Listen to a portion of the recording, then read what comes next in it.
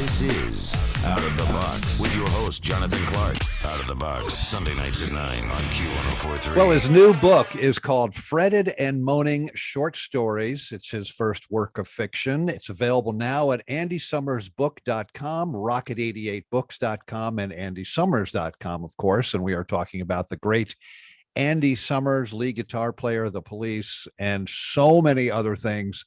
Andy, I have to say, I was reading this book. I found myself laughing out loud with these fantastic short stories, which may be fictional, but as a frustrated guitar player and a wishful collector, I can certainly relate to some of these stories, especially the one called Vintage. I can't tell you how many times I've gone to a guitar store and salivated over Les Pauls and Stratocasters and Telecasters, Martins, etc. I mean, you must have done that too over the years. I did, and of course, this is based actually on a true story that happened to me, and all these stories are based on something that I've probably passed through, or at least heard about in the the life of being a guitarist and all that, and being in the music scene. I mean, there are many like terrible, disastrous stories, some really funny stuff. I mean, it's the life of the musician. So, when I started getting into this, I started thinking back about various adventures and anecdotes. People would say things, I started making notes. So, the guitar is the hero throughout, is the thread through the whole book, that each story has a guitar and the people's lives revolve around it somehow or other. And I also loved Stalker, about a band leader that decided he needed to create a fake tabloid sensational story about a stalker of the band to get the band more press. I mean, I think bands have done that. I mean, I think Law and Order episodes have been written about that, I think it's completely possible. I mean, I've had a couple of stalkers. I had one girl in Pittsburgh or somewhere for about 5 years. Finally managed to block her out. But we all get this sort of thing. Sting had a couple. It can get a bit extreme, and I'm sure there are many instances of it, but it seemed like a good line for some sort of comedy thing anyway in this book. Yeah, absolutely. And the short story Roadie is so great. One which I believe every roadie will relate to completely. Yeah, well, especially if you're a British band, you're almost absolutely destined to have a roadie from Glasgow. It's just the way it is in England. They have a great talent for it. They all come down from Scotland and get with the bands. Yeah, I had several actually. And I love the roadies that are like 70 plus years old. They've been doing this since for like 50 plus years. They've seen everything. They've heard everything. Yeah. They don't take any BS from everybody. I mean, that's who I was envisioning in that story, Yeah. Well, you're right. They're a certain type, and they usually wear black T-shirts. They've usually got pretty long hair, and they do their gig. But I've had some very funny ones. In fact, the one that I had all the way through the Police, once we started getting there, was a guy called Tam, and he was this little Scot, but he was always upset about everything, but moaned about everything. But he was really good. Very good with the gear and the equipment, and so I put a lot of trust in him. I always knew that things were going to work. Yeah, great pride, Scottish pride, in his roadiness. Well, absolutely, and you got to have a guy like that. I mean, otherwise, I needed him. Absolutely. I was always very nice to him, and he'd be moaning and grunting about stuff, but everything worked. I wonder if, like, being, the relationship of a guitar player and artist with their roadie is similar to. For example, I worked at a restaurant in college. I was a bus boy, and I could not believe how nasty customers treated the waiters, the bus boys, and everything. And from that moment on, I'm like, I am going to be so nice to every single waiter, every single bus boy I ever meet. I'm going to tip generously. You got to be nice to the roadie too. I mean, oh yeah, absolutely. No, I mean, without them, no show. And they can. I won't be impolite here, but they can really make things difficult for you. Oh, yeah, absolutely. Truth is stranger than fiction sometimes, and you have toured the world many times over. And for lack of a better phrase, you've seen a lot of stuff go down over the years, especially in the world of global rock phenomenon like the Police. And you had mentioned this before, that these short stories are really sort of based on something that actually happened to you. Halcyon days, and days spelled D-A-Z-E. Tell us briefly about that without giving it away. Well, it is actually a true story. There's not much imagination there. Of course, I had to turn it into a readable, well-written story, but that has actually happened to me with my ignorance at the time, and fear. I was doing this pretty jazzy acoustic guitar tour with a sort of Brazilian virtuoso. It's very demanding. I was up to it, but it was, tough stuff. And I remember leaving LA on a plane for Sao Paulo, and someone said, "Oh, you take these little pills, you'll sleep the whole way." It's a long flight, right? I mean, 12 and a half hours, and then straight into rehearsal, and then a gig, like non-stop. Anyway, I did, I got on the plane feeling very jovial and great, flying to Brazil, gonna do the shows. And I drank some wine, took another one. I took 3 of these bloody things. Way over the top, maybe a quarter of one would have done the job. And nobody really knew that much about that. This is going back a few years when this thing called halcyon was out. But 3 of those and 3 glasses of wine, man, I woke up in a hotel room in Brazil and I had no idea how I got there. It's quite incredible. In fact, somehow I don't even know how I got off the plane. And they wheeled me. They said, "Oh, there's something wrong with them. There's something wrong." And luckily my promoter guy was there, and he went, "Oh, I know him," because the customs officer was saying, "Does anybody know this man?" I know. And he took me to the. I don't remember this, but he said he took me to the airport doctor. It was a woman, and she said he has 1 hour to live. And then I just got this only memory. Fragment, like a dream fragment, a giant hypodermic going into my arm, black stuff, and that was it. And then it was 5 o'clock in the afternoon, and I'm getting out of bed thinking I've got to go and play. Everything's wiped. Anyway, so that story, which was sort of fun to write, sort of get it out of my system. And I should tell my wife or my kids about that one for quite a few years. I was so close to the end. I'm glad the doctor was at the airport with a hypodermic, because I mean, you might not even be here talking to me right now. Absolutely true. Yeah, I won't be making that mistake again. A great story. I ended up wanting these stories to go on longer, and maybe then longer than a short story, perhaps even into a novel, and maybe even turn something into a film or a short story of television, like a series on Netflix or something. I'm so happy that you say that, because I'm talking to a few people out here in LA, of course, about that very subject. And I do think, okay, there's about 10 of these. I think if you strung them together in today's weird, wacky world of Netflix and HBO Max and all the rest of it, that you could, this would unite all the stories of the guitar. And I think, we've only got 5 trillion guitar players on the planet. I think there's an audience for it, but I might do it. I mean, it's perfect. You got 10 stories. There's season 1 right there. Yeah, there you go. And then, I've got more ideas, and we'll talk about that. Yeah. Andy Summers is with us, his new book, Fretted and Moaning Short Stories. And the guitar really, you mentioned this before, the guitar really has been your muse as a guitar player and as a songwriter, and maybe even as a photographer too.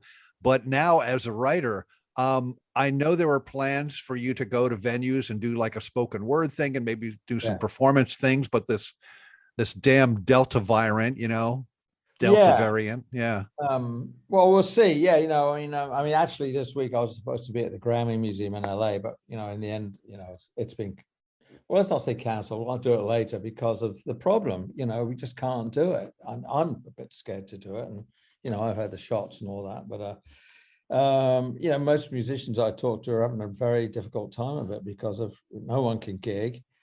My last thing was 9 tours around 9 countries in Latin America, and then we just as it all started up, and that was the end of that. What was that, like February 2020 or something? Or something like that. As it started, there really is a problem in the world, and all got shut down. So I got shut down. Yeah, I know. I had a big tour. So have you? You've got this book, so I think you've used the time well during lockdown. Yeah, I've got the book out. Yeah, no, I mean the mental life continues on. I'm always writing and all making music. My next, I'm promoting this book now, obviously. I'm actually in the middle of writing a screenplay, which I think could be fun. And then I have a new CD out in October called... Yeah, let's talk about that. Harmonics Yeah. of the Night, part of a trilogy, I think, inspired by your photography exhibitions, right? Yeah, very much like that. Because I've made these, this will be the third one where I've obviously written all the music, but I've also played all the instruments. And, I've really enjoyed that sort of solo process. It's very much like painting, I've slowly worked these tracks up into their full glory. And now I think I'll everything you have to process, think about it. I feel like I'd like to make 3 trio records with, just the killer bass player and drummers, and do that kind of thing, just to kind of get with some guys and do it that way, which I probably will do actually, because this record, which I'm very proud of, has been, at least a year behind schedule. It originally started, and it's sort of interesting because I had a photograph show in France, in Montpellier, a place called the Pavillon Populaire. So it was a big museum show with 400 photographs. And I was in France, and I was able to pop down to the south of France and see the place before the show went up. And I did think, oh, such a beautiful building, old 18th century building. And I got to do, this time, I'm going to do a soundtrack to go with the photographs, because I've done many photo exhibitions, but usually, I'm not thinking enough. You walk in and they're playing some crap music on a transistor radio. You go, dude, let me get this right. And so I came back, and I actually did it I had a beautiful new guitar pedal, made a beautiful intervallic sound, and I improvised a 20-minute thing, very nice, and sort of calm, and it's really moody, kind of goes with the photographs, and they loved it. And so it was played as a loop for the whole exhibition, and I'm going to do it for the one in London. But that was the point when I did that, and this is about 18 months ago, that started me into the record. I used that as the sort of launch pad for creating the rest of the album. That was the impetus for it. And this will be on the new album, Harmonics of the Night, part of it is part of a trilogy. It's the 15th studio album from Andy Summers. Andy, I've interviewed you before, and also Stuart and Sting. All 3 of you have your own unique sense of humor. But I would think that both Stuart and Sting would really enjoy these stories. Yeah, if you don't have a sense of humor, you ain't going to make it in the music biz, let me tell you. If you're on the road, you've got to. And, it was very enjoyable. I'm a Brit, and we have a sort of ironic sense of humor. Most of these tales have got a slightly tragic and twisted endings, or they're very open-ended. I don't tie up all the loose ends. That's not my sensibility, but I think they would both appreciate it. I haven't gotten it to them yet. It's actually not out for 2 more days. I've got one copy myself at the moment. Is there a story of On the Road with the Police that maybe inspired some or one of these short stories? Actually, maybe quite I should be looking at that story, shouldn't I? Actually, here we go. Oh, yeah. There's one, if I don't look at it, I can't remember them. There's a couple that sort of came out of the police experience. One, just a simple one, is the Cleveland incident, where we turn up at some club on the outskirts of Cleveland, early days when we're completely unknown, and boy, they really don't want to see us. We look like 3 limeys with blonde hair and weird clothes. So that was definitely based on the early days. And then there's a couple of other ones like, Roadie, of course, we've all passed through the Roadie things. And I think there's another one called What Music, where I talk about this character who's an English journalist who, an absolute punk guy, fan of punk, and he's very sort of militaristic and Marxist about his beliefs in punk. But actually, underneath that, he's a prog fan. So he writes this really nasty stuff about the end of music, and punk's the only thing that's worth living for, and then goes to a Yes concert. Perfect. I love it. I interviewed Greg Graffin from the band Bad Religion, who's actually a professor at Cornell when he's not in Bad Religion. And he told me in the van in the early days of Bad Religion, he would force them to listen to Emerson, Lake and Palmer. Well, that's funny. And he's a huge, like, I mean, Bad Religion, I mean, one of the kings of punk, absolutely. Yeah. And he's a huge prog fan. So I almost kind of get it, you know? Yeah, it's really true, you know, because, you know, one of the other bands around at the time with us in the early days was The Damned. And, you know, they had Captain Sensible. I think he played bass. He was a complete prog fan. So, you know, okay. I love it.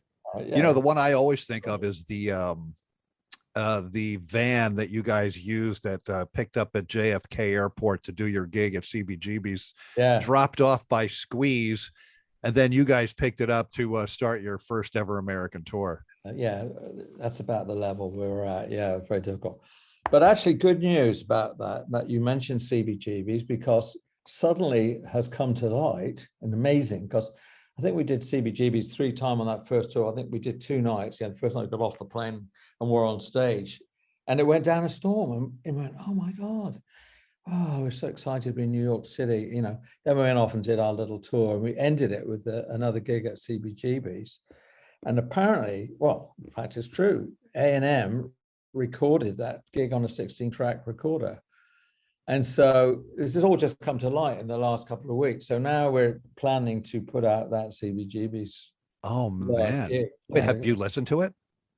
Yeah, it's pretty raw. But like the quality is pretty good. Oh, yeah.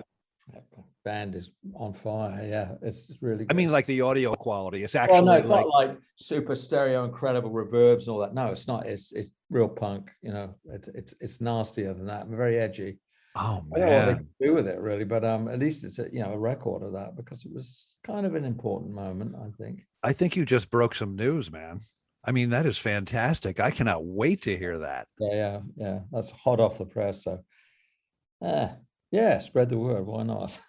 Andy Summers is with us. Everyone go out and get this fantastic new book. It's called Fretted and Moaning Short Stories. It's available now at andysummersbook.com, rocket88books.com, and andysummers.com. Of course, Andy, always a pleasure. I listen, I can't wait till we get through all this nonsense. And you're back in New York, doing a show so we can all come, man. I'm dying to play, I'm practicing a lot, but I really want to get out there, as always. Yeah. Well, thank you so much, man. Great to talk to you. This is Out of the Box with your host, Jonathan Clark. Out of the Box, Sunday nights at 9 on Q1043.